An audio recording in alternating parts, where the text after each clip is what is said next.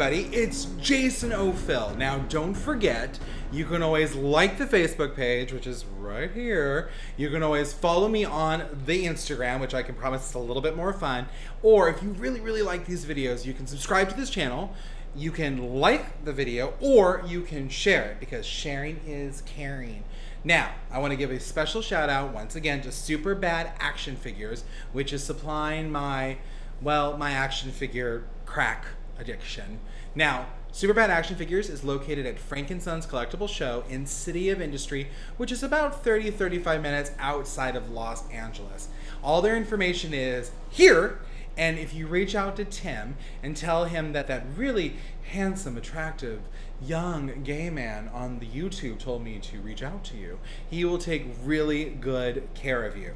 Now, on to our review today, which is going to be for, wait for it, MMS 349 Armored Batman, as seen in Batman v Superman Dawn of Justice, made by Hot Toys and sold through SuperBadActionFigures. Here he is, Armored Batman, as played by Affleck in Batman v Superman Dawn of Justice, made by Hot Toys, and once again, like I said, sold through SuperBadActionFigures.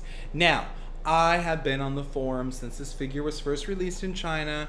I've read all the pros and cons, and I'm gonna have to tell you, I actually have more pros than I have cons for this figure.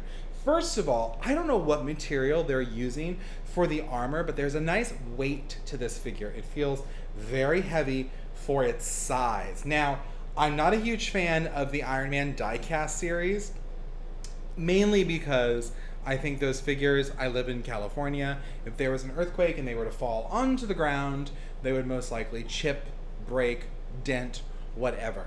Now, we don't have that problem with the plastic Iron Man. I don't know what, once again, they used for this armor, but I highly recommend Hot Toys uses this going forward on all their Iron Man figures, because it's really great. I love the way they painted it. I love the scratch marks, obviously from battle. I love the fact that it has a very nice weathered effect to it, including on the cape, where it looks like he's been dragging this particular cape through the mud of Gotham City. I really love the design of everything with this figure. Now, there are things you cannot do with it. The mobility of this figure is a little bit on the left to be desired side. I have seen videos on YouTube of people literally taking X-Acto knives and cutting underneath the armpits and in the crotch area the rubber to thereby allow him to have more articulation. Hey, look, if you want to go make your Hot Toys only be able to be sold in yard sales, knock yourself out. But I'm one of those people that knows that I've spent a lot of money on this and I would rather not destroy it. There's a difference between modifying certain things, like the normal Batman where we are gluing his suit so we can see the emblem a lot better, or changing Finn's legs, which you can refix later. But I feel when you start cutting and painting and ripping up a toy, I get it, it's yours, you want to keep it forever, but just keep in mind, it will be yours forever. You will not be able to get anything of value for it later. Just putting that out there into the ether of the world.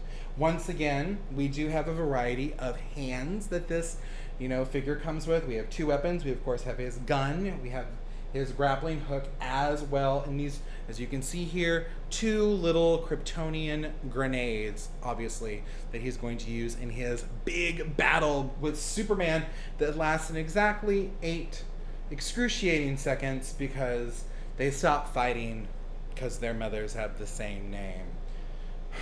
I think I've complained enough about that plot point in the movie to last me a lifetime. Also, we do have a nice little light up fixture, so what we're going to do here is we're going to pop the head off. I feel like this is a representation of Ben Affleck's career before Geely. Maybe after, too. And of course, we have the light up eyes look. He also comes with 2 mouth expressions. So you have this one, or you have the one that you can see here. I'm opting for the more closed mouth look. I think it looks less like a Vogue model, but that's just a personal opinion. Once again, I will say there's a nice hefty weight to this figure. I think the detail is impeccable. I really love the look, feel, and movie accuracy. Before we get into the entire thing of, well, why isn't he more articulated? I don't know. Maybe because he's wearing a really heavy piece of armor on his body. Possibly. Do you think Ben Affleck was articulated in the film? I guarantee you a lot of those big shots you were seeing were either helped greatly by CGI or they were adding the armor after the fact with, once again, CGI. So what would be my final rating for this particular 1/6 scale Hot Toys action figure? On a scale of 1 to 10, I'm going to give it a 9.5. And if you've seen Gone Girl, then you know it deserves a 9.5.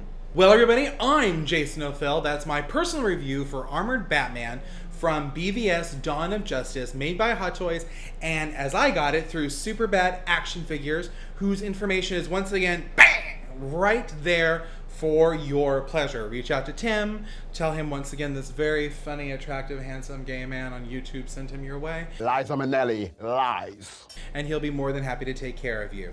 Don't forget, you can always like the Facebook page, which is right here. You can always follow me on the Instagram, which is right here. Or if you really like these videos, you can hit the subscribe button, which is right underneath the video. You can like the video, or you could share it, because sharing is caring.